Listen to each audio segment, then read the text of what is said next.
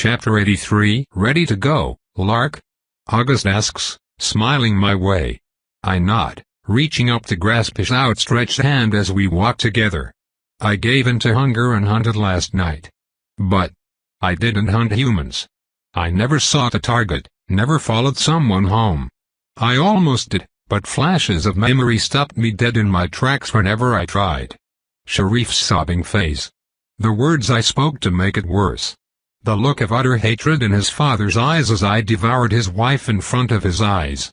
Humans seem to forget things, to lose information over time. I don't. Every memory is recalled with perfect clarity, from the taste of blood to the muffled screams to the beads of sweat glistening on the faces of my victims. But now, I understand so much more of what these things mean. It seems as though every day I learn something that brings a new and fresh horror to old memories. And yet, I still must eat. The forest holds many creatures. It is not as though I lack options. But I catch something and wonder, what if this makes me grow or change? What if this meal is the tipping point which ruins my flimsy disguise? I settled on a small creature, one that flew yet was not a bird. The meal was not enough, but I feared to consume any more. Part of me says, what does it matter? If I'm not eating humans, why am I here? Was that not my goal? Just return to the forest, devour and become strong.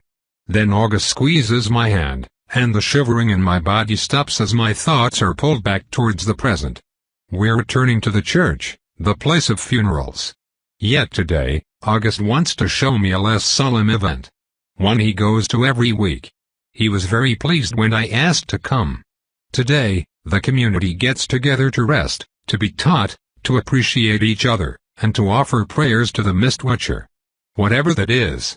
We file into the massive room, taking seats instead of crowding the center aisle like we had during the funeral. Rather than pictures of my victims, the front of the room holds a podium with an older woman standing behind it, smiling warmly at all of us. She even meets my eyes as we walking, though I quickly turn away. I still have my cloak and mask, despite August's gentle prodding that, today at least, I should wear something else. As if I had the option. None of the other clothes he suggested were baggy enough to hide my extra pair of arms, not to mention the rest of me. My hair has started to get a bit out of control, peeking out through my hood even when I try to bind it up in webbing, but this doesn't seem to be an issue. Plenty of humans have black hair. Welcome. The woman behind the podium announces, her voice startlingly loud. I suppose it has to be to reach everyone in this enormous room, but I've never heard anyone that loud before. How does she do it? Welcome, all of you, to this glorious day of meditation and worship, the woman continues. I know our community is still reeling from the loss of our ruling lord and lady, may they be given their place in the Watcher's embrace. Lord Tafton's skill at managing our bountiful minds will be sorely missed, though in the coming weeks we will have the incredible honor of hosting First Lady Etna and her wife to take up the task. Risen to her station for designing and installing the Lisha Grain Gate, there's little doubt she will be fully capable of supporting our vibrant community.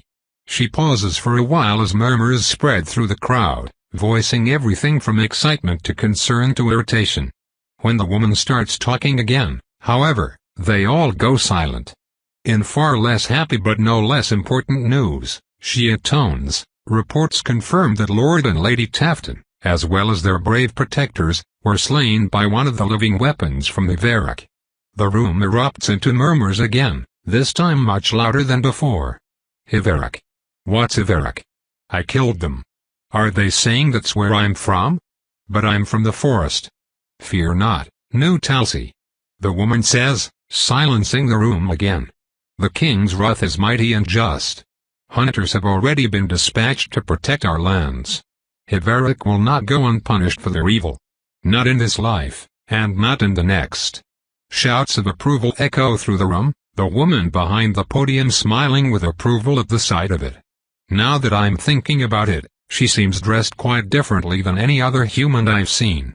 She wears a flowing robe of pure white that tapers into a dancing series of strands around the legs, evocative of the tentacular pillars around the building itself. A simple hat on her head is the only color in her outfit, as it is adorned with a brilliant representation of a human eye. We are battered, we are fearful, and we are stressed. It is times like these, more than any other, when we are tempted to question and rage against our Creator. And so I have chosen my sermon today to discuss the hardship and pain in our world. If the Mist-Watcher is good, why does our world, the world he created, have so much evil? The Mist-Watcher created the world? I sit forward, attention rapt. Something created the whole world. I never even thought of that before. This world is often dark, the woman says. Our lands are often dangerous. We struggle and we fight, enemies attacking from within and without. Children are torn from their parents, parents separated from their children. Death, no matter how temporary, is a tragedy that pulls us apart. But we must always remember that death is temporary. Our ultimate destination is not here, in this harsh land, but with our Creator. She pauses again, but there are no murmurs in the crowd this time. Goodness is deserved by the good, not the cruel. Yet by what metric do we judge the worth of a person? How do we see who we are, deep in our souls, and know without a doubt the fate we deserve? Her ever-present smile grows wider. It is in times of struggle that our true colors are shown. The truly good do not lend their aid only when they have aid to spare, but in the darkest hours, where they have nothing at all. And though this sounds difficult, impossible even, there is truly no greater way to live. The man who looks out only for himself has only a single man looking out for him, but when we all uplift each other, we have all people looking out for us. And in this, we become unbreakable. This is the virtue of community, and it is the harshness of our world that teaches us the importance of this lesson. We need each other, in times like these more than any other. In the world beyond, we will live in a community far larger than we can imagine, consisting of everyone that has ever lived. There is no place for selfishness in this union, no tolerance for a cruel fool to spoil the harmony. Watcher bless us, dozens of people in the crowd mutter together. Community, the woman repeats, is the first of our great virtues. Wisdom is the next. To act rightly is not something we are born with. We must learn, we must be taught, and we must each personally develop the skill to think and act in accordance with the other virtues. Industriousness, the third virtue, is the keystone on which wisdom and community rest. We must each do our part to develop ourselves and our community into one we can be proud of. The Watcher smiles on the studious, the strong, the creative, the tireless. Our society must advance forward. We must tame these challenges the Watcher has given us, as that is their purpose. Every effort, from the lowliest washer to the mightiest warrior, is essential to our goal. Work with vigor and pride. She takes a deep breath, eyes scanning over the still silent crowd. I soak in every word, catching them in my memory forever. The fourth is forgiveness. The Watcher judges the damned, but we do not. All people fail, all people stray. Our world would not be a test if we did not first have to learn. Those that falter must be encouraged to try again, to grow beyond their failings and join our glorious community in full. Yet do not confuse forgiveness for apathy. A teacher must often be harsh. A generous person need not be a fool. And thus I remind you all of our fifth and final virtue. She smiles no longer, her face taking on a harsh look as her voice trembles with emotion. Righteous indignation, she intones. A fury we reserve for the truly heinous. This is a dangerous thing to cherish. To give in to anger is too often the path of a fool, and so commonly are people tricked by jealousy, greed, selfishness, and sloth into an unjust rage. Yet when a child lies starving in the streets, when we uncover dark bruises around a woman's neck, when our beloved leaders are stolen from us in the night, their son left an orphan, the feeling that bubbles within us is not sin, but justice. To have the drive and the will to correct what is wrong, that is righteous indignation. Those who fail to stand up to evil are the closest thing to evil itself. I sit stunned as I take it all in. So many of August's words. Did they come from here? I don't have long to think about it, however. After a few more words from the woman, a number of other people walk on stage. And they start singing. It's beautiful. One voice had enraptured me, back what seems like so long ago. A couple dozen voices together make something even more beautiful, even more complex. It is the most wonderful thing I have ever heard. And it is agony. Claretta. Claretta. I gripped the top of my head, pressing down on my ears and trying to drown the sound out. No, no, no. My breathing becomes shallow and fast, my eyes squeeze shut. Yet that can't stop me from seeing and hearing the past. The time we spent together returns unbidden, the sound of her song washing over me as I tore the flesh from her limbs. The desperate screams from her lips, the many times I nearly killed Fulvia. The way she looked at me, perfect pictures of the expressions haunting my now clear understanding. Why did I come to this stupid town? I hate this. I hate this. Why couldn't I have just stayed in the forest where I was happy? Why couldn't those humans leave me alone? Why, Lark? August's voice is barely audible over the music, but instantly I look his way. I'm shaking again, breath moving too fast for me to speak back. Would you like to leave? He asks. I nod rapidly. August whispers a polite apology to those near us, who make room for us to squeeze between the pews and retreat from the church. I sprint away as soon as I'm able, shooting out the back of the church and continuing to flee until I can no longer hear even a hint of the singing. My hearing is very good. By the time I make it, I'm close enough to August's house that I enter without even thinking about it, locking myself in the bathroom and removing my mask. The tears are making it soggy. Lark? Lark, are you in here? August is much slower than I am, and he takes quite some time to catch up with me. I don't want to answer, but my still sobbing body betrays me, gasps for air alerting him to my presence. Lark. Hey, are you all right? Fulvia. Please. You're all I have. I am fine. I choke. You hit me. I hear him approach the door.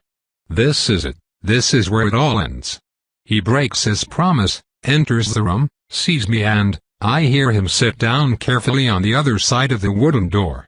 Just nearby. Saying nothing else, doing nothing else. He hasn't ever wronged me. And she didn't either. You made me choose between torturing my friend and watching her die. I didn't know, I whisper. I hope they bring me your corpse. I didn't know. I shout back. Not that the memory answers. Still, I wail at it, rage and fear and regret pouring out with the tears. I'm sorry. I'm sorry. No one told me. I remember every bite, every moment of teeth piercing through skin and shattering bone.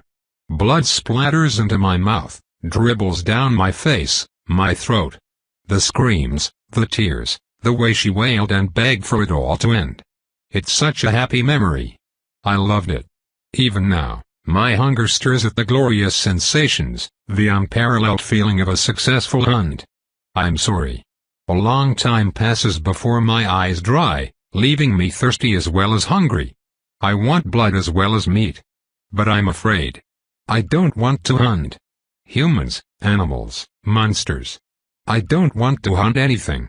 You can be forgiven, August says quietly. My breath catches in my throat. August has been there the whole time, sitting right on the other side of the door. Of course he has. The thought puts a special sort of warmth in my heart, prodding away just that little bit of pain. I can't be the one to forgive you, of course, August says.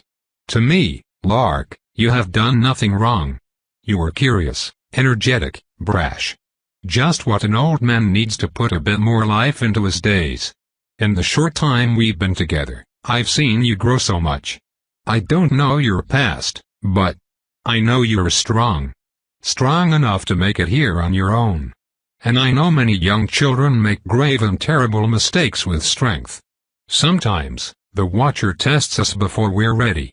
Sometimes, we fail. But you can be forgiven. You have kindness in you, Lark. I'm quiet for a while, slowly getting my mask back on over my face. I stand up, and slowly open the door. August is there, smiling at me. Waiting. He reaches out a hand and I grasp it, helping him to his feet. He's very, very weak for some reason. It's good to help him with things like that. What if I can't? I ask him, croaking out the words. What if I deserve our righteous indignation? Oh, Lark, he answers, looking so horribly sad I thought he might start crying too. You don't. Of course you don't. No matter what, I could never believe it. It's not about what you do. It's about who you are. Who I am. But that's not good. That's worse. I'm Lark. And Lark is a monster. Chapter 84. Woohoo! I can't help but whoop out a cheer as I leap up above the branches, power flowing through my body feeling like a warm fire after a rainstorm. A bone-deep chill leaks out of me, replaced more and more by the beautiful strength in my limbs. The core of my soul churns out energy as I fall back to the ground, landing with a thump and a stagger, my startled teammates staring at me with a wide mix of expressions as I fail to stick the landing and fall on my butt, laughing. Vita. Quit messing around. Nora snaps. Sorry. I laugh, completely unrepentant. How high did I just jump? 10 feet? 20. My soul is moving my body. Muscles, flesh. It helps a little on instinct, but I have been unleashed. This feels so much more natural. I must have hit some kind of threshold, because my core just started growing strands into every part of my body, filling me with a power I can move as easily as a tendril. Everywhere below my skin is my domain. I could move my internal organs around if I felt like it, although that seems, stupid, so I'm not going to. To my senses, the inside of my body looks like one of my revenants now. The soul strands that allow my shards to move the bodies of the dead now move me, but not with some minuscule fraction of my soul's power. Oh, no. I get the good stuff. I feel so fucking alive. Vita, stay still, Penelope orders in her I am your healer voice. I stop laughing, stop moving as she rushes over, hitting me with a diagnostic spell. She scowls, glowering at me. Do you feel any pain, anywhere? She asks. I shrug. Not really. A little and my ankle and butt, I guess. Mighta landed on it funny. Your tailbone is fractured and you have a torn ligament in your leg, she snaps. I blink in surprise. That sounds bad. I hedge. Of course it's bad, you witless imbecile. She snaps back, starting to heal me. What were you thinking, jumping that high? Of course you'll hurt yourself. You're faster, you're stronger. I can see you are very excited about that, but you aren't any tougher, Vita. If you tried to walk on this leg you'd eventually lose the use of it. I pout, watching her work. Is it really that bad? It barely even hurts. Does it even matter anymore? I ask. Does what matter? Penelope asks idly. Injury. I whisper excitedly, leaning in close to her and ignoring the resulting flash of emotion. I'm like a living revenant now. I can move without using muscle. She glowers at me, blushing slightly but distinctly unimpressed. Of course it matters, you dolt. Are you mad? Don't let power get into your head. You're still a living person. Besides. She jabs me in the forehead with a finger between spell casts. I've been working hard on that body. Don't ruin it. Fine, I relent, rolling my eyes. It's not like I'd been serious. Maybe a bit excited about the idea, but not serious. Revenants are destroyed forever if their bodies are damaged enough. For all I know, I have the same weakness now. I'm disappointed that the increased strength doesn't come with increased durability, though. What's the point in that? There's got to be some way to mitigate the damage I take from hopping around. I probably just need better technique. I sigh, glancing around at everyone else while I wait for Penelope to repair my body. Bentley is awkwardly and nervously carrying around the upper half of Mateo that we managed to salvage. He keeps glancing with worry over at Alan, who's standing next to him, still headless. Alan seems to notice Bentley's discomfort, so he turns his body to face the guy and gives him a thumbs up. For some reason, this doesn't seem to help. My two mutilated male revenants are adapting to undeath pleasantly well, all things considered. I'll have to find a monster we can kill that can approximate human speech, or let them take turns with Netta's body, though. It can't be fun being mute, or immobile like Mateo is. A good queen has to care for her subjects. Speaking of Netta, she seems to be doing alright as well, if a bit unbearably awkward. Orville is awake, and while his expression on seeing Netta's brain leaking out of her skull was absolutely priceless, the tumultuous storm of emotions and conversations that followed are less pleasant. And they don't stop. I just can't believe you're okay with this. Orville grumbles, exasperated. Netta raises an eyebrow. Would you rather I was dead? I wouldn't. No, I wouldn't either, it's just... He glances up at her head, then looks away for what must be the 50th time. You're acting like nothing is wrong, like nothing even happened. It's concerning. A second chance at life after fucking up that bad is more than I thought I deserved, Netta answers. You don't live a good life by scorning fortune. Hug, already. I shout, cupping both hands to my mouth. They both glare at me. You are rather feisty all of a sudden, Penelope comments, her voice sounding annoyed. I know better, of course. She likes it. I grin her way. Of course I am. I insist. I haven't felt this good since I hatched. We're in the forest and I don't feel anything threatening in my range. A bunch of stuff is even running away from us. Hatched? Nora asks incredulously. Yeah, Nora's not happy about all this blasphemy stuff. I haven't told her I got more power by eating a soul yet. I'm probably not going to. But surely it's okay to tell her a bit more about myself? Oh, yeah, so my soul is a little weird. I hedge. I can see and feel souls, you know? That's how my scouting works. Yours is pretty, by the way. It feels like solid water. You mean ice? Penelope asks flatly. No. I protest. No, not ice, just solid water? Like it's unbreakable, yet it flows. I don't know, it's kind of hard to describe. Souls don't always have a composition that makes sense. But I've always liked it. Nora clearly isn't quite sure how to take that information. Thanks, I think. She ends up going with. But Vita, all this animancy. It's not good. You really shouldn't be relying on it. I raise an eyebrow. It's not like I can turn it off, Nora, I say. I'm not casting a spell to do this, I just see souls. Always. I can't even close my eyes, or cover my ears, or pinch my nose or anything like that to make it stop. Seeing souls is part of my soul. What do you want me to do about it? It's just... That shouldn't be possible, Nora mutters, looking away. I nearly snap at her again, but Penelope speaks first. I suspect that normally it isn't, Nora, Penelope says. Given my position, I would be aware if there were some sort of secret group of natural animancers. There aren't. Yet I'm sure Orville can confirm that Vita is using her magic as a talent. She doesn't know a single animancy spell. I have a few hypotheses as to why this is, but suffice to say she is not a normal human. You can stand up now, Vita. I do so, stretching and moving my ankle. I guess it was better I learned the dangers of overusing strength before we fight any more monsters, rather than during. What sort of hypotheses, Penny? Nora asks. Don't call me Penny. The most likely is that she is a victim of some other powerful animancer, Penelope answers, shrugging. A human experiment with an artificial talent. Nora's eyes go wide. What? That's... Holy shit, that's horrible. Wait, hold on, I protest. What are you talking about?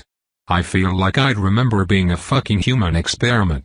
For someone other than you, I mean. Penelope gives me a glance, half annoyed and half amused. You think you'd remember being a Conomancer's experiment?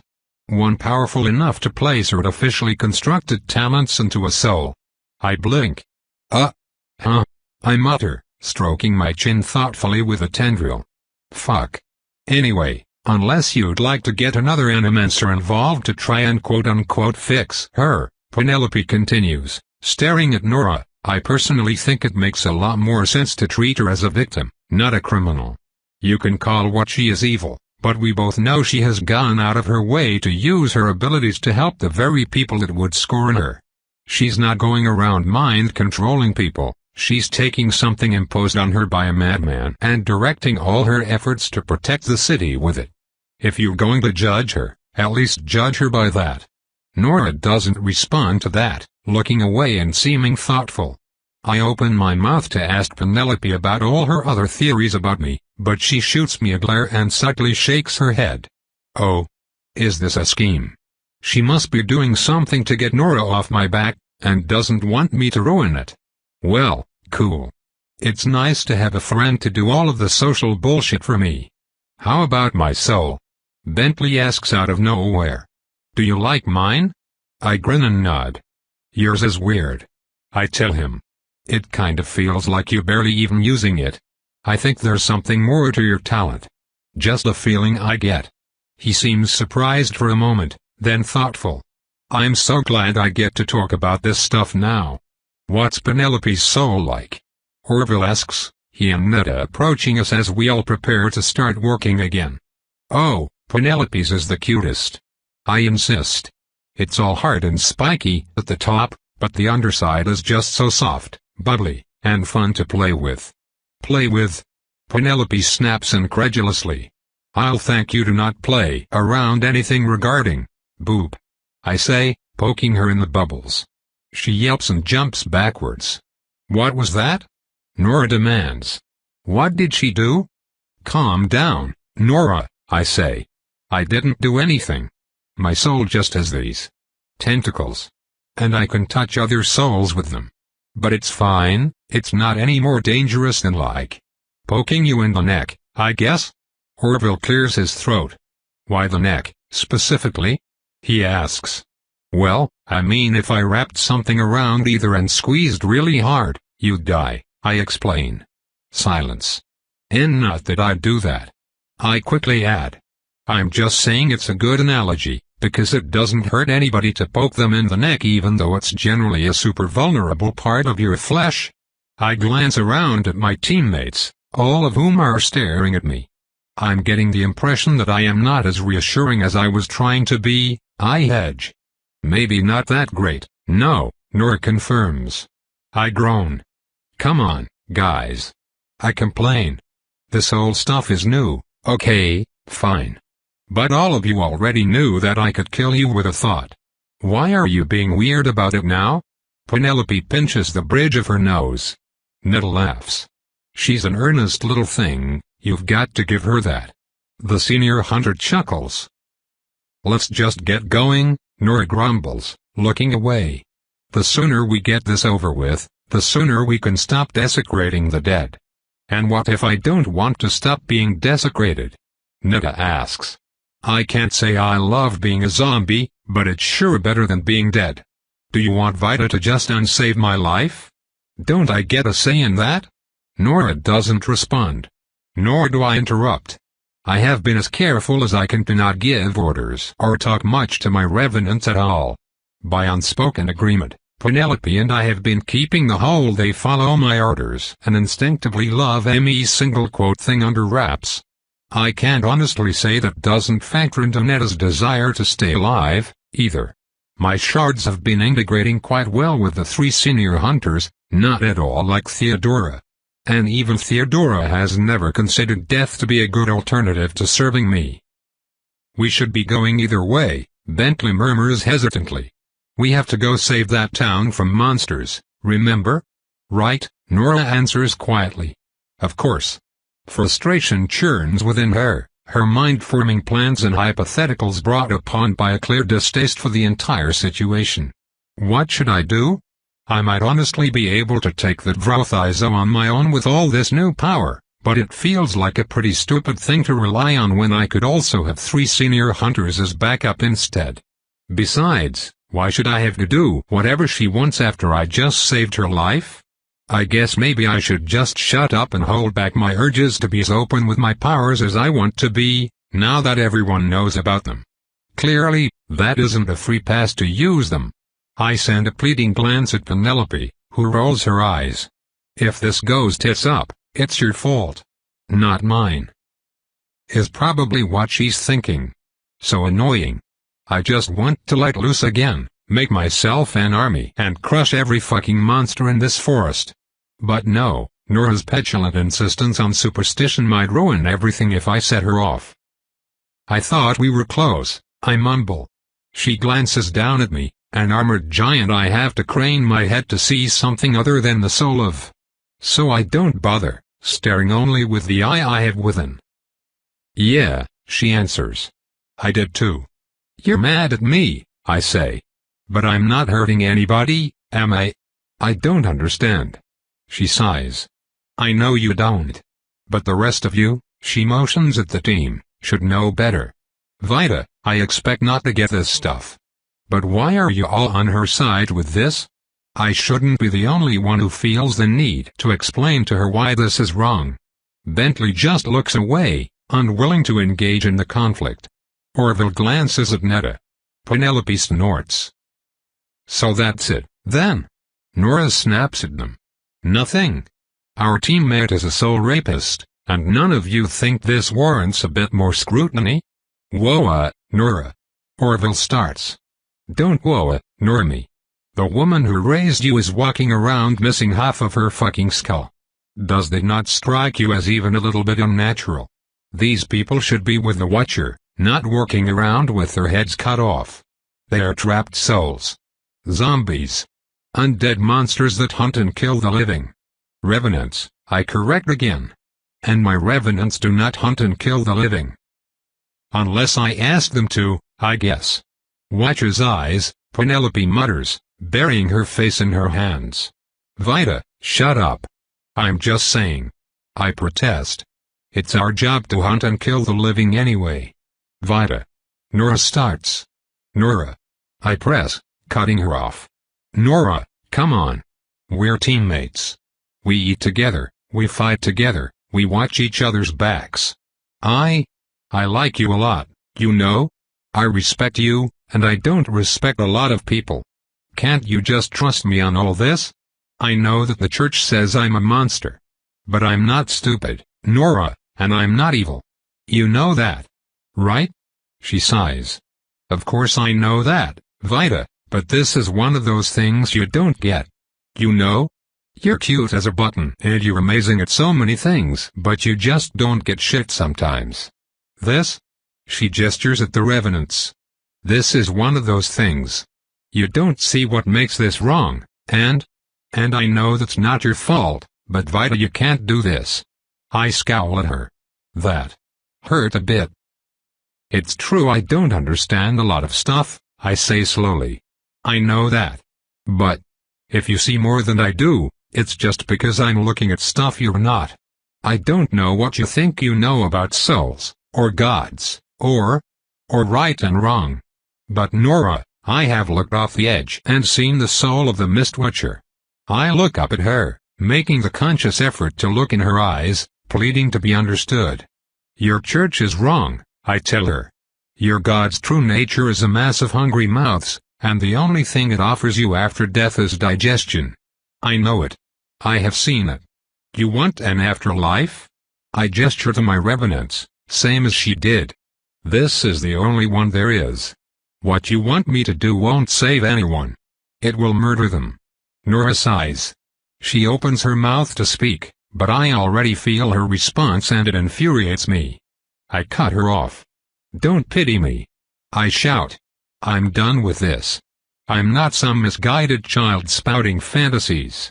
I'm not one of your fucking dead sisters. The words stab her and she steps back. Vita. I don't. Yes. You do. I correct, jabbing a finger into her breastplate to punctuate every word. I can see your damn soul, Nora. I may not know why people feel the crazy shit they feel, but I sure fucking know how they're feeling. Penelope squirms uncomfortably, but I don't have time for that right now. It all starts pouring out, all of a sudden, the horrifying secrets I've had to keep in fear. Because here is Nora, the one who always had my back, always protected me, treating me like a goddamn crazy person. You see them in me. You always have. But if you joined the hunters because you were looking forward to dying some honorable death and seeing them again in the afterlife, too damn bad. They are gone forever, Nora, reduced to fucking dust and ashes in your so-called God's divine belly. I have seen the Mistwatcher. I have nearly been killed by the Mistwatcher. I have been fucking molested by the Mistwatcher, and yet I can't tell anyone about any of it because your stupid batshit religion will kill me if I do. Don't fucking tell me I don't know what I'm talking about. Don't tell me about right and wrong. You don't know anything. I huffed furiously, breathing hard by the end of the tirade. I started yelling at some point there, which normally isn't a good idea in the forest, but, well, the creatures that weren't fleeing before are now. Vida, Nora answers quietly. I'm sorry. I didn't mean to belittle you. But I think you should maybe talk to a priest. Someone that can explain things better than I can. I know this isn't, she's not listening. Did she not hear the part where her church will literally fucking kill me? No, she just doesn't believe me, believe any of it. I can't take this anymore. This is my allotment of social bullshit for the day, filled and exceeded. Enough, I snarl, walking past her. I can't do this anymore. We have a monster to kill. Penelope clears her throat, intending to try and smooth the heavy mood over. Begrudgingly, in fact, since she seemed to really enjoy my rant. At least I can count on her. Approximately where's the closest monster, Scout? She asks. I glance backwards at my team. Right in front of you, I answer. Scary animancer, remember? So stay behind me, and stay out of my way. I draw my spear and start leading my team directly towards the next closest monster I can sense. It's running, but it will tire before we will. And I need a fucking meal right now. Unlike my body, my soul is never full. Chapter 85. A nightmarish beast towers before me, rolling up on its snake-like body.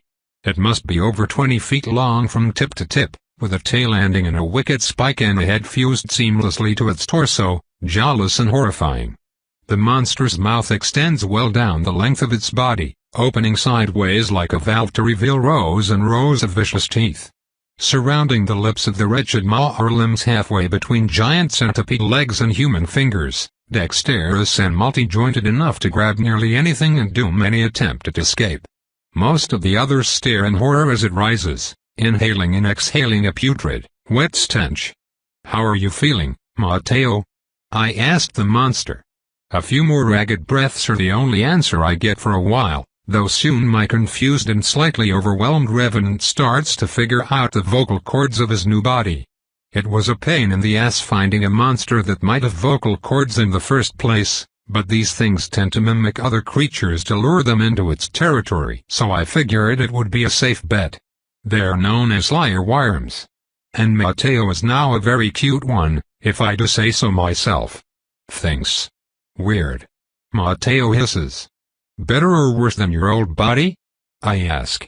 He flexes his new form, slapping his massive tail across the ground and undulating his many rows of mandible fingers. My team steps back, except for Penelope, who looks. Well, I don't know how she looks, but she is excited to the point of giddy. Better. Mateo ultimately concludes, and then he suddenly catches on fire. This terrifies my team even more, although I can't fathom why, since they all know Mateo is a friggin' natural thermomancer. Talent. Weaker. He reports once the flames die down. Harder to use. I raise my eyebrows, brushing hair out of my face with a tendril as I peer into his soul. This body is much bigger than your last one, I point out. A lot more of your soul's power is going into movement. Also, do the fire thing again? He does the fire thing again, blistering heat wafting over us.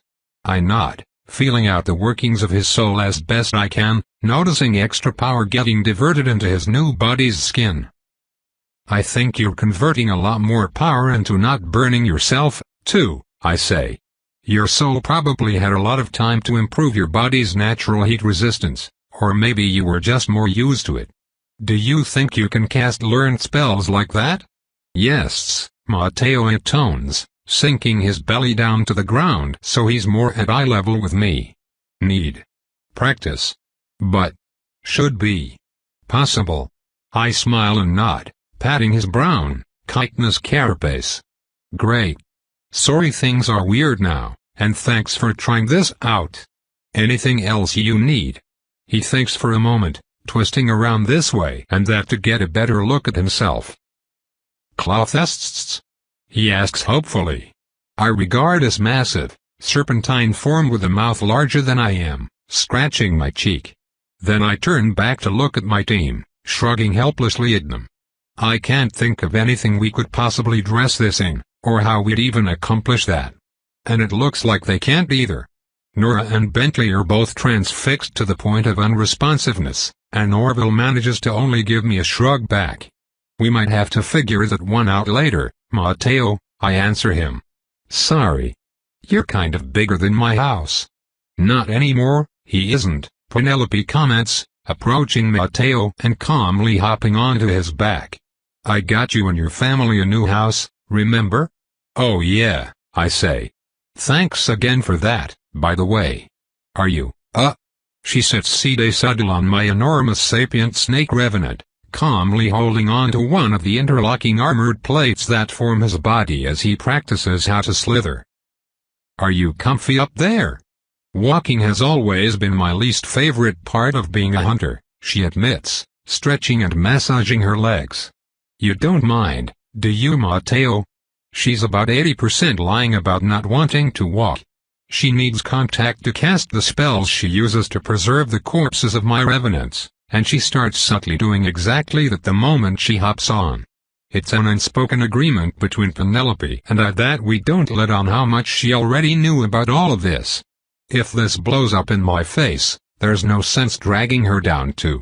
Fortunately, Matteo doesn't seem to mind being used as a mount. At least not by someone as beautiful as Penelope.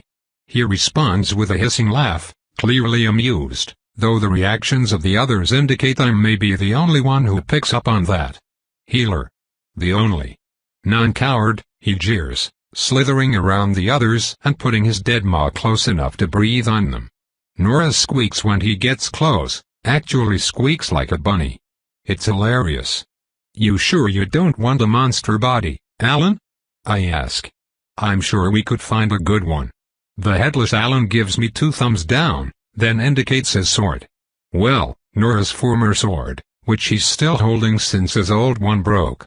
No way on a monster body, I need hands to be able to use my skills, is probably what he means. I nod back to him. Your call, no worries. I join Penelope on Matteo's back, and together we slither off towards our destination.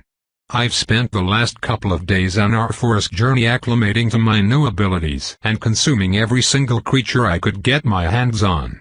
Penelope even taught me the meat preparation spell, although I'm surprised how crazy complicated it actually is. Apparently, Biomancy in general tends to have some of the longest and most precise spellcasting commands, making it a huge pain to learn.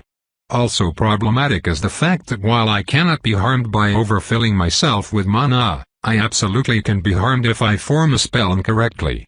Penelope likens casting a spell to constructing an essay. I pointed out that I've never written an essay, so she rolled her eyes and told me to just imagine a really long sentence. If you change even a single word in a sentence, it's possible to make the sentence mean something completely different, or more likely become absolute nonsense. But unlike humans, who can usually figure out what a sentence is supposed to mean if it only has 1 or 2 errors, magic is apparently much more pedantic than that. How you shape the spell is what it will become, and if the shape is wrong, you could end up with a spell that does something unintentional, or worse, you could end up with chaos magic. Chaos magic is what happens when you tell magic to do something that doesn't make any sense and it tries to do that anyway. The results are usually just an explosive release of energy as the magic gets converted into who knows what without any consistent guiding factors. Very rarely, however, chaos magic will randomly produce complicated spell effects that are a lot more dangerous than a simple explosion. Apparently, One of the prevailing pieces of evidence that talents are granted by the Mist Watcher with purpose and intent is simply the fact that, if talents were random, nearly everyone with a spellcasting talent would end up with chaos magic and probably kill themselves. Instead, there are no chaos magic talents at all. Just like animancy talents. So, what's our actual plan in terms of killing this monster we've been sent to hunt? Netta asks. If it's attacking people in a city, we dead folk probably shouldn't be waltzing in to fight it. That's going to cause a bit of trouble. Maybe just a bit, Nora comments, looking in Mateo's direction. He grins at her, or at least the closest equivalent he's capable of attempting with a sideways opening mouth surrounded by bug fingers. I'm almost thankful I don't need to pay any attention to his expression. Obviously, we want to lure the target into the forest, I say. We would want to do that regardless of how many undead make up our team. If we fight this thing in the city, what do you think it's going to do the moment it gets hurt? Eat someone, Orville answers immediately, nodding. Yeah, we definitely need to find it and catch it somewhere it can't hurt anyone. I'm going to guess it probably has a nest somewhere in the forest and it leaves to hunt the city at night? Guess or hope? Penelope scoffs. If the information we've gathered is correct and these creatures never sleep, it could very easily be hiding itself in the city during the day and hunting at night without ever leaving itself in a position where we can isolate it. Since our foe is intelligent, this is likely exactly what it will do. The sheer concentration of edible meat in a human city is going to so vastly outstrip that of the forest that I would be surprised if a Vrothizo would willingly retreat from it. You know a lot about these things, Penny? Nora asks. If you call me Penny again you won't shit solid for a week, Penelope answers, delivering her threat with all the inflection of saying hello to an acquaintance. And yes, I've consulted Claretta extensively on the matter. Although her time was spent with an abnormal variant, that abnormal variant is most likely our target, and even if it isn't, Claretta is still far and away the person with the most experience watching Vrothizo in their natural habitat. We should expect to find our quarry in the city, not the forest surrounding it. How are we going to lure it away from people, then? Netta asks. I guess I'll be bait, I sigh. As the person with the biggest soul, I'm going to smell the tastiest. Biggest soul? Nora asks. What does that have to do with anything? Oh, did I not mention? I shrug. Vrothizo eat souls. That's why they leave their victims alive and don't eat corpses. Try not to get bit. Only silence and fear answer me, and I'm disinclined to explain any other details on the matter. Even if I'm just being informative, Nora and also Bentley seem to get pretty freaked out when I talk about animancy. Bentley I'll forgive, since he is a giant puppy dog and also has not suggested at any point that I should be handed over to murderous zealots. He's torn, though. I don't think he thinks Nora is wrong, exactly, just that he's loyal to the idea of our team staying together. It'll have to do. Orville seems to have minimal attachment to the church, and combined with Netta only being alive so long as I will hit, I think if push comes to shove he will support me. Animancy still freaks him out, and I don't think he likes anything about the situation, but Orville is nothing if not a realist. When the alternative is the destruction of the only mother he has ever known, he knows where he stands. Time seems to pass quickly, our many-day trip through the forest soon comes to a close. The forest starkly and suddenly ends, revealing the flat, dry land where not even the ravenous flora of Verdantop dares to grow. The earth is hard and thick with salt, the only life successfully managing to survive here being the stupid and ever-industrious humans in the city of New Talsi. New Talsi is an interesting-looking place, lacking the massive defensive walls of Skyhope but instead being surrounded with enormous wooden guard towers that dwarf the many buildings behind them. Any monster that even tries to exit the forest could be pelted with hundreds of arrows from expert bowmen before even reaching the towers themselves, let alone the city proper. Many of them certainly look our way as we emerge from the forest, minus my revenants of course, and we quickly locate and walk to the road to give the guards plenty of time to prepare for us. No one else is on the road today, which I suspect is fairly normal. What I'm not sure is normal is how nervous all the guards suddenly become as we get closer to the city.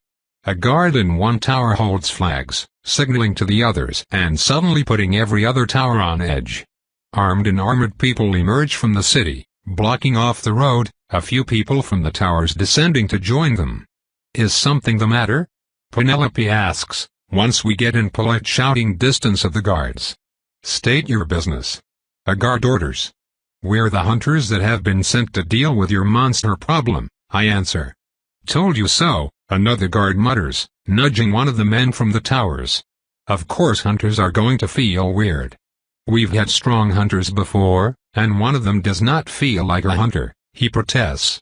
Just to be sure, we're going to ask to submit you to a biomancy test, the guard that first spoke grunts. Sorry for the inconvenience. This is your fault, isn't it? Orville whispers to me. Probably, I reluctantly admit. I was already pinging as spooky after my solo trip, so I can't imagine what I feel like now. You should be doing biomancy tests on all travelers anyway, Penelope says, answering the guard. The capital had trouble with some nasty parasites from the forest. We don't have the capital's luck when it comes to having a lot of biomancers available, the guard grumbles. You'll have to wait for us to fetch one. Fucking hell, I grumble. If there's another Nora colony here, I'll scream. If there's another Nora colony here, you are not to try to adopt one, Penelope says firmly. Fine, I groan, rolling my eye. Not that she can see it. Seriously, what happened to you two on that mission we didn't get to go on? Orville mutters. We just had a nice, rousing round of genocide against a sapient species after nearly being killed by the Mistwatcher and subsequently a very grumpy Guldra the Annihilator. Also, Penelope enslaved me. I believe you mean also, Penelope saved my life, Penelope chimes in haughtily. Twice. One method of which just so happened to make ingenious use of property law. Whoa, slave buddies, Orville intones blandly. Actually, are you still a slave now that your mom is dead? I ask. Watcher's eyes, Vita. Nora mutters, face in her hands. What? I just don't know how that works. Unfortunately, the biomancer arrives before I can learn more about slave law. We sit through their excruciatingly slow examinations before ultimately being allowed into the city. I am, after all, still physically human as Penelope refuses to stop reminding me. I'm starting to wonder if our team has been taking her for granted. Considering how much faster she is than the random person they got to scan us just now, I wouldn't be surprised if the average biomancer would have failed to save us from the kind of things Penelope routinely helps us shrug off. Now in the city proper, however, it's time to stretch out my senses. We have a Vrothizo to find, and if it's really holed up somewhere near people like Penelope's suspects, I'm going to need to be the one to sniff it out. Not that I wouldn't have been the one to find it either way, I suppose, but it is what it is. To no one's surprise, however, I seem to mostly be sensing human souls in the human city. Hours of wandering later, I still haven't sensed anything abnormal. Maybe I'm going about this wrong. That monster was collecting chunks of the souls it bit and slapping them haphazardly onto its own. Maybe it will feel mostly like a human now? I make sure to take more than a cursory glance at the souls in my range, and after another hour I finally find it. No. I finally find her. The shell of human shards she has been collecting with her teeth have almost completed a full shell around the infinitely ravenous nothingness of her soul's core. Not only that, but they are much less the haphazard hodgepodge they were before, fusing and melting together slowly but surely into something more cohesive. Like one of my own shards melding seamlessly together with a revenant until there is no conflict between their desire to follow my orders and their base nature. Each separate segment of person that this small girl has victimized are slowly becoming one. Even more than that, they grow on their own, just like Fulvia's broken soul. When that shell becomes whole, what will it mean? My team seems to notice that I found something, as in my ruminations I have completely stopped moving. I let them know that I've probably found the target, and we approach in silence. The Vrothizo's hearing is exceptionally good, and we don't want to give ourselves away. As much as my former revulsion at having to worry about fellow soul leaders has been replaced with curiosity, We still have a job to do and I still intend to take it very, very seriously. How can I hold back when that sick monster has surrounded herself with children? Chapter 86. Roar. Got you, Lark. No you didn't. I protest. I dodged. You can't always dodge, Lark. One of the other kids protests. His name is Danny. It's no fun that way. But I'm the hunter. I protest. The hunter gets to win. Pew pew. I fire some more invisible arrows at the menagerie of whiny monsters before me, many of whom shriek excitedly and pretend to dodge, many more of whom gasp dramatically, lolling out their tongues as they roll over in a comically tame facsimile of death.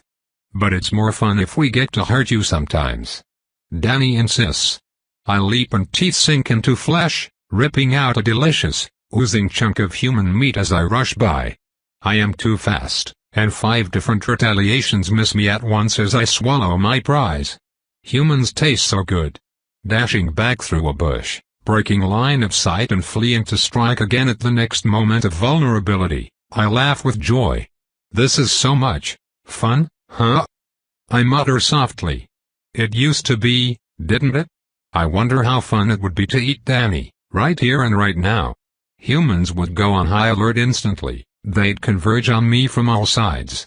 But I know now that all humans are different, and the vast majority of them don't even begin to approach the kind of strength that I have consistently outmaneuvered in the past.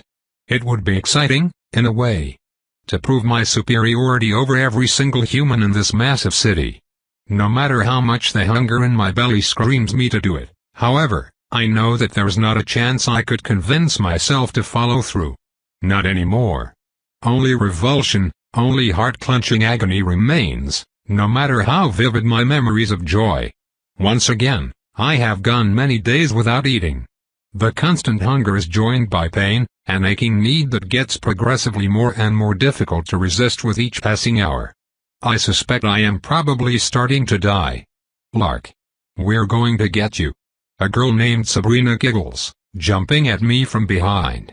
I step to the side, and she careens past me, laughing all the while. Pew pew, I say, shooting 2 more arrows. I have slain all the monsters. Someone else can be the hunter now. The kids erupt into a gleeful contest over the right to be the next hero in the story. Most of them, I know, are between 5 and 6 years old. 6 years. I can't possibly understand that much time. It's so strange to me that humans take so long to learn and to grow. Is it because they forget? August said that he's many times that age. I am only a few months old, not even 1 year, and yet I'm already starting to feel like these human children are a bit simple. Maybe that's the hunger talking, however. These games are usually super fun. Humans apparently get pretty grumpy when they're hungry, and perhaps I am the same. I am different from humans in many ways, but it is the similarities that hurt me. In some ways I wish I'd never met August, never learned those lessons. But I did. And now, I can't forget. Ever. As I settle back into pretending to be the monster, getting comfortable in my role as a thing to be killed, I suddenly feel death start to approach. Not the fictional death I expected or even death from starvation. No, this is the kind of death I faced in the forest all those days ago. I shiver, muscles instinctively tensing. Another monster is coming for me, it seems. This is a very odd feeling. I never expected to encounter another monster within the human city. I smell it, though. In some ways it is familiar, but in most ways it is new. What sort of monster would be in the city and not cause a panic? I suppose the answer to that is obvious, a monster like me. A monster that the humans do not see or do not recognize is not one of them. Indecision keeps my body still. Okay, so I smell a monster in the city. So what? If the humans haven't noticed it, it probably isn't hurting anyone. So do I just stay here and keep playing? Sure, why not? I like playing. It may as well be what I do while I starve to death. Unfortunately, however, it soon becomes clear that the monster is getting closer to me. In fact, though it's certainly taking its sweet time, I'm pretty sure it's headed right for me. I glance at the others. My friends, I think, even if I don't know any of them particularly well. I don't know what to do. Do I stay and try to protect them? Do I leave and lure the monster somewhere else? I spent so long hesitating that the decision is made for me. I feel the monster circling around the clearing. The courtyard, I suppose it's called. It smells much more powerful than I am. Not that I'm particularly intimidated by this. Fighting things stronger than I am is how I survived the forest. But as it moves, I soon find myself assaulted with more familiar scents. It's the group that took Claretta. They are also here, albeit missing 2 members. Hopefully I can just hide and they'll fight the monster for me. Although, if it's a monster disguised as a person, could that possibly be the ideal meal? Strength and food without losing the body I feel so attached to now. Yet as the monster finally gets close enough for me to spot, all that anticipation drops to nothing. As she steps into the courtyard I and my friends have monopolized for a rousing game of hunter versus monster, I recognize the person approaching me. She smells like a monster, but I've met this one before and called her human. Thinking back, the smell is an obvious evolution from that of my memories. The hunter that always knew where I was, that foiled every ambush, is back. There's no chance she doesn't recognize me in kind. As the last time we met, she is dressed for battle. Unlike other humans that wear many things, the short woman's leather armor fits her so naturally that I struggle to imagine her wearing anything else. Her long, black hair is tamed only by the cheap, hull-covered hooded cloak that trails lightly behind her as she approaches. Uncaring for the stares it evokes, her spear is drawn, something about the tip catching my eye in the same way that I keep trying to focus on invisible flashes of movement around her body. Her face is blank and expressionless, almost frighteningly so compared to the variety of emotional displays I'm used to seeing on humans. And her eyes. They are different from last time. Blue instead of green, with the pupil elongated ever so slightly on the top and bottom in a way that reminds me somewhat of the many capsules I once consumed. Yet it's still unmistakably her. I did not think humans ever changed their eye color, but perhaps I am wrong. Or perhaps I should trust my smell, and not consider her human. Still, no sense being impolite. August insists I always be polite. "Hello, Vita," I greet her, nodding politely once she gets close enough. Her head tilts to the side as an expression of very mild surprise passes over it for a moment. The reaction is a bit chilling, however, considering that she does not at all look in my direction as she makes it. Nor when she responds. She's here to fight me to the death, but it's like I'm barely even being considered. "Hey," Vita answers me. This isn't really what I expected, but I can work with it. "Sorry, kids, but you're all going to have to leave now." "Lark, do you know this person?" Danny whispers to me. "Yeah," I say. "She's a hunter. She kills monsters." "That's all cool." Danny fawns. "You should listen to her and leave," I tell them, "because she has a spear." The other kids consider my impeccable logic and agree that yes, they should probably listen to the hunter with the spear. Regretfully they disperse, seeking other areas to pretend to stab or eat each other. Vita's gaze sweeps around as they leave, eventually settling partly on me. Though still not entirely.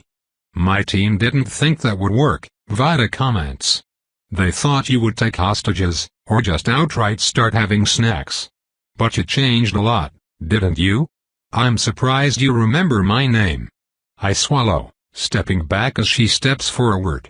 "I remember everything," I tell her. "My memory is perfect." "Really?" she wonders. "That must suck." I can't help but laugh at that, for some reason. There's just some dark humor in the knowledge that this person somehow understood immediately. She and her team are the only ones in this city that know what I am and understand what it means, so naturally they're here to kill me. How can I not laugh? She takes that opening to attack. I expected her to be faster than before, but not this fast.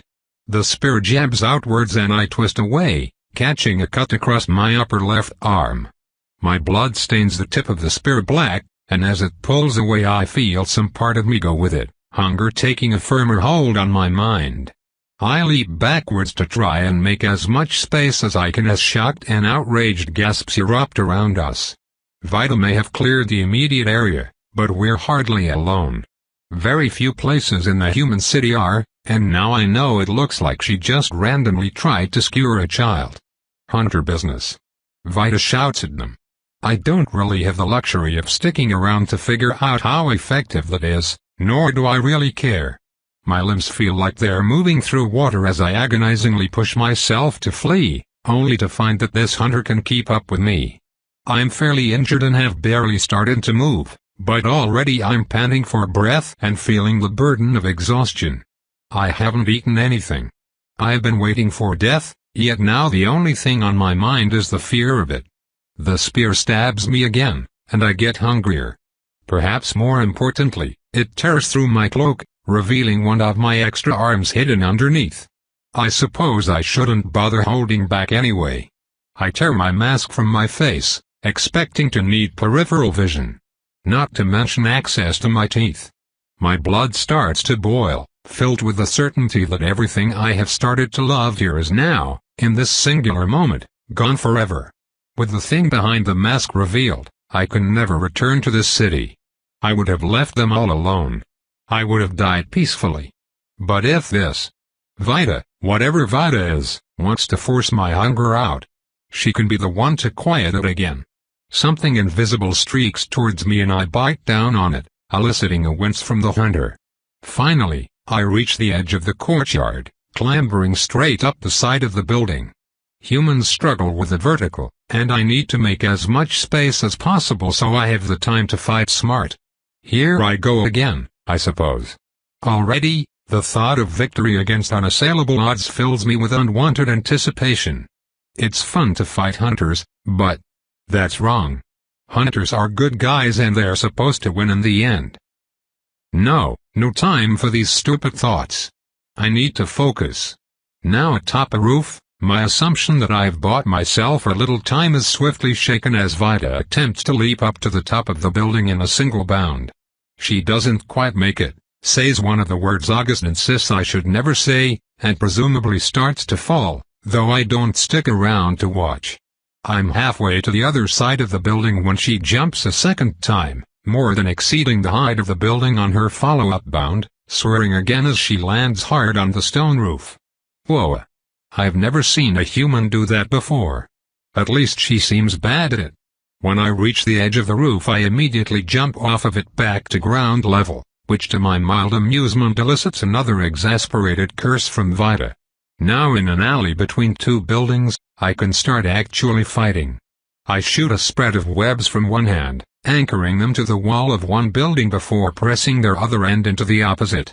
When Vida runs down this path after me, she will inevitably hit my webs or at least be forced to cut them, which will give me an opening to, I look up, eyes going wide as a chitinous, hungering spurt hip plunges towards them.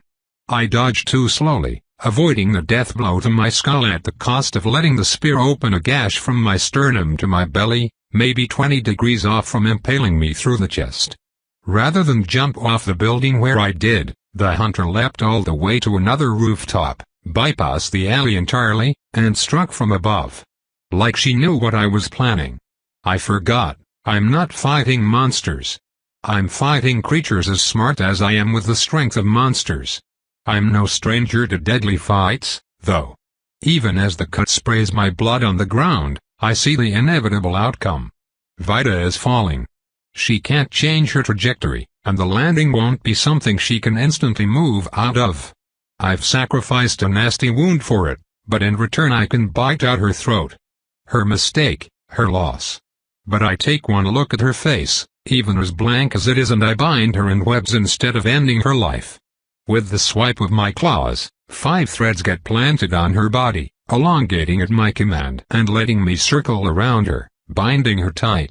I feel multiple invisible things jab towards me, and though I manage to bite one, the other two push into me, filling me with such insurmountable dread I cannot choose any option other than to cut my threads short and leap away as fast as possible.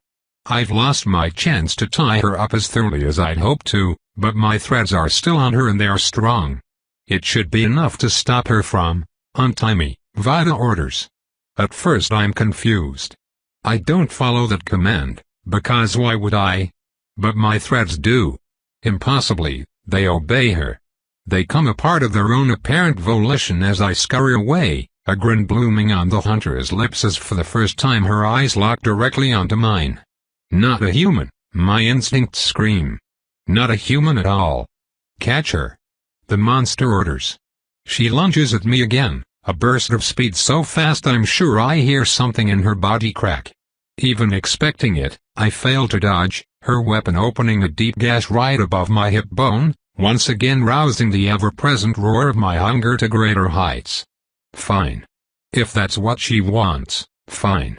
My own threads, attached to her body, reach for me as I leap towards her in kind, but nothing cuts through my threads as easily as my own claws.